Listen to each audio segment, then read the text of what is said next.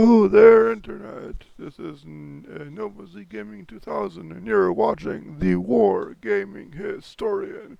Now, who's ready to learn some history?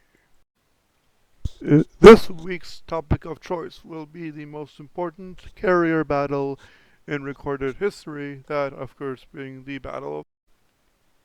The reason why it's called the Battle of Midway is because it was fought over the control of the Midway Islands in the Pacific Ocean, and this battle took place between June 7th and 4th, 1942.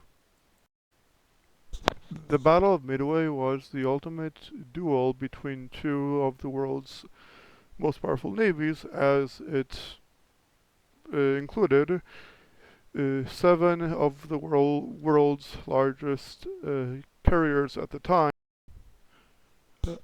As I already have said, the Battle of Midway was the most important battle in the Pacific, as well as the most important carrier battle.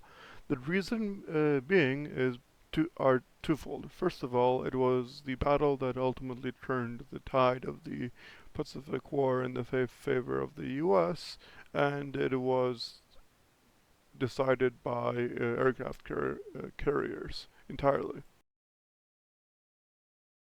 The U.S. fleet was made up of Task Force 16, which was which with its flagship, the USS Enterprise, and Task Force 17, with its flagship, the USS Yorktown, and the U.S. forces during the battle were commanded by Admiral Fred Fletcher. For the Japanese Navy, figuring out who was in charge is kind of hard, as the battle was a clusterfuck. There were several forces involved. The commander-in-chief of the combined fleet was Admiral Isoroku Yamamoto. However, Yamamoto wasn't in charge of the carriers, as his flagship was the super battleship Yamato. The man in charge of the carrier force at Midway for the Japanese was Admiral Chūichi Nagumo, who was stationed on the aircraft carrier Akagi, which was the flagship of the Japanese Navy at the time, and I will get into why that's important later. Having discussed who's in charge and who participated, let's see what actual ships were involved. I'm going to start with the Japanese. So, for the Japanese, the by ships I mean carriers involved were the IJ and Akagi, his flagship, the Kaga, the Hiryu, and this Soryu, or Soryu. Amount of aircraft carriers. Each side packed a pretty formidable amount of aircraft. For the USS Yorktown alone, starting with what ship these aircraft were on. I will start with the USS Yorktown CV-5. So the USS Yorktown had 2,127 men, as well as 25 F-4F Wildcats, fighter planes, 37 SPD Deltas dive bombers, and 13 TBD-1 Devastator torpedo bombers. Both the USS Enterprise and Hornet had a similar plane complement as the Yorktown, with the USS Enterprise having 24 fighters, 38 dive bombers, and 14 torpedo bombers. The USS Hornet, on the other hand, had 27 fighters, 37 dive bombers, and 15 torpedo bombers. This meant that in total the U.S. fleet had 76 fighters, 112 bombers, and 47 torpedo bombers. So that's 230. The Japanese fleet had The Japanese fleet had a similar amount of planes, with the flagship Akagi having 18 Zig fighters, 18 Val dive bombers, and 18 torpedo bombers. Due to the fact that the rest of the Japanese fleet, which was comprised of the Aijin Kaga, Aijin Soryu, and Aijin Hiryu, had a very similar amount of aircraft, I will not be going over what each ship had, because that would not make sense. However, I will go over the totals. So the total Japanese aircraft number at Midway was 54 Zeeks, 54 Vals, and 63 torpedo bombers. So for a total of 171 aircraft, which is much less than what the US had. Having talked about all this boring bullshit, let's now talk about the interesting stuff, the actual battle. So, the Battle of Midway, which was fought between June 4th and 7th, actually technically began on the morning of June 4th at exactly 5 a.m. when Admiral Nagumo ordered his aircraft to attack Midway Island. Uh, about an hour and a half later, at 6:30, aircraft from Midway spotted the oncoming dive bombers, and well, tried to attack them, though since these guys were clearly, since these pilots were clearly well experienced, the U.S. pilots didn't really do much, and the dive bombers managed to hit some critical infrastructure like oil tanks on Midway Island, as well as damaging the fuel, uh, which is not good, and taking out the hangar, which again is really not good. Following Nagumo's attack on Midway Island, the Chester Nimitz, the Supreme Admiral in the Pacific, ordered Midway to launch a counterattack, which consisted of 6 medium bombers and 6 torpedo uh, uh, bombers. Sadly, this attack was basically pathetic, as it didn't achieve anything and resulted in the destruction of all of the attacking planes and the death of all the pilots. What followed next was a dive bomber attack. The dive bomber attack was basically made up of 3 groups of planes. The first group, uh, the first group and second group being from the USS Enterprise, while the third group being from the USS Yorktown. So Group 1 attacked the IJN Kaga, and even though the Japanese anti-aircraft gunners were doing whatever they could, the bombers managed through. That is when a plane flown by Lieutenant Commander Wade McCluskey scored a direct hit with his 1,000-pound bomb at the dead center of the Kaga. At the same time, about 2 other planes managed to score a hit. Those 2 planes carried 500-pound bombs, and they hit Kaga's ass. They hit Kaga in the butt. By that I mean the back of the ship. The 3 bombs combined effectively crippled the massive ship. At the same time, Group 2 from Enterprise was going after the IJ and Akagi.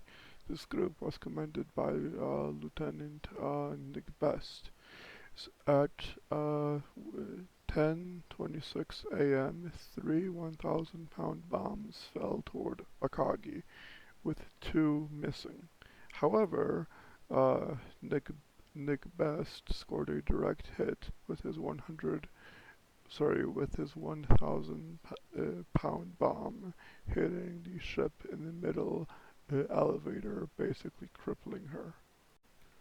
At the same time, Group 3 from Yorktown attacked the Soryu, and with three 1,000-pound bombs scored three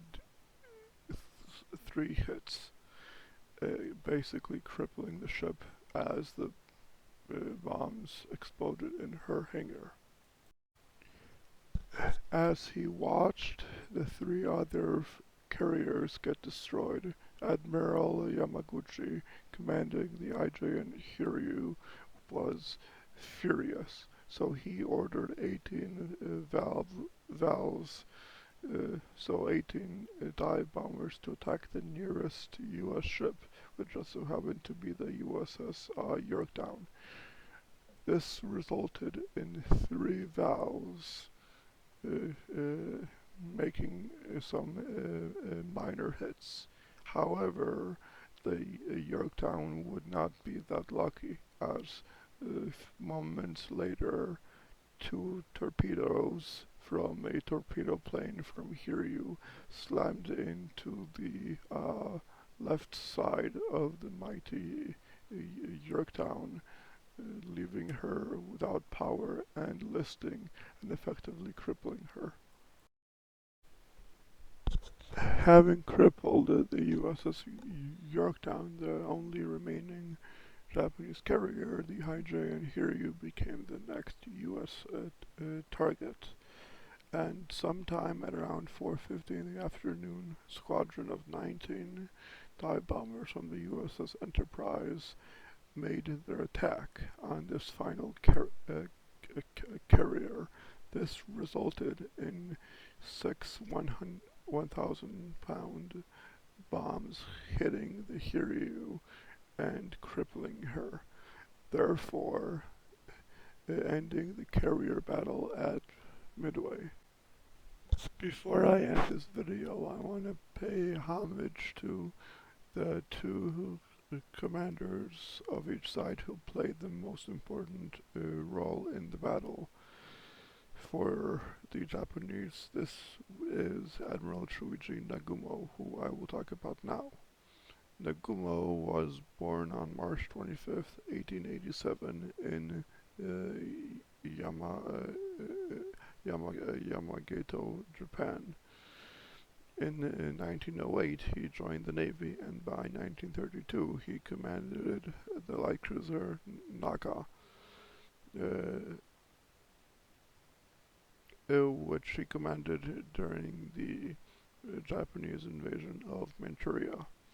On November 15th, 1939, Nagumo was promoted to Vice Admiral, and on April 10th, 1941, Nagumo was given the command of the 1st Air Fleet, which was the Japanese carrier force, which he also commanded throughout the war and at Pearl Harbor.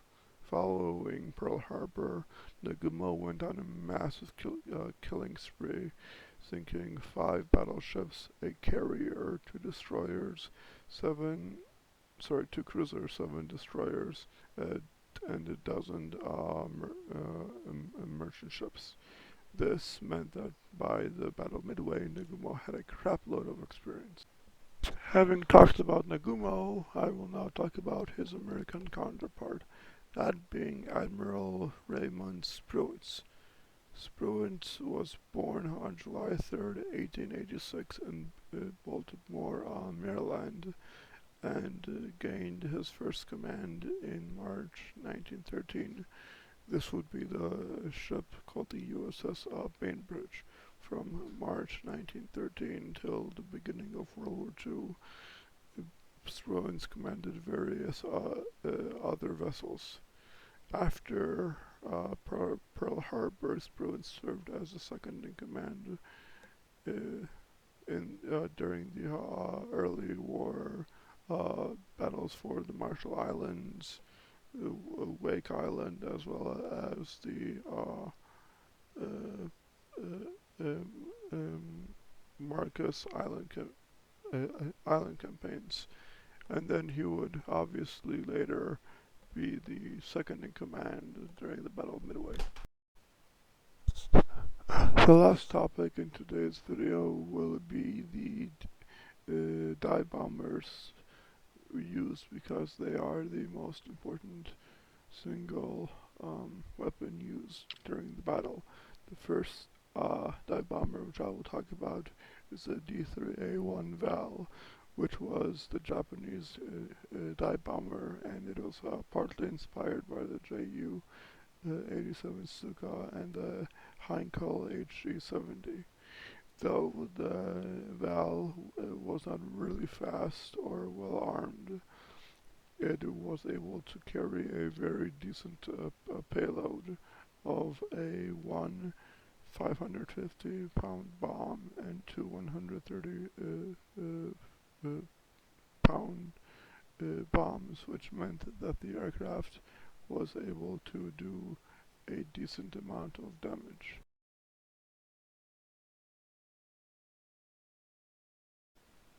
As well as this, what made the Val so good was the fact that it was relatively easy to fly, and it was stable, which is why it was used so heavily. Finally, the last topic for today's video will be the SPD Dauntless, which was the US dive bomber used in the Battle of Midway. So, when the war started, the SPD Dauntless was already considered to be obsolete, which was hilarious because it wasn't. According to the article I am using, the Dauntless was probably the most single badass aircraft to be used in the entire war, as it sank some 300,000 tons of enemy shipping, including 18 warships. So that's the 6 carriers. Yeah, so that's the carrier sunk at Midway, plus the Musashi and the Yamato, which are the two U.S. Navy's, the two Japanese super battleships. Similar to the Val, the biggest weakness of the Dauntless was its lackluster speed. However, that didn't really matter, as it had a really good range and had a really could carry a crap load of bombs. What do I mean by crap load? I mean 1,200 pounds of bombs, which meant they could carry one 1,000-pound bomb and two 100-pound bombs. Now, as we've seen in this video, there really isn't anything that could survive that the Japanese had. Besides that, the Dauntless had very good range. So that by that I mean it had a range of 1,130 miles, which made it really good.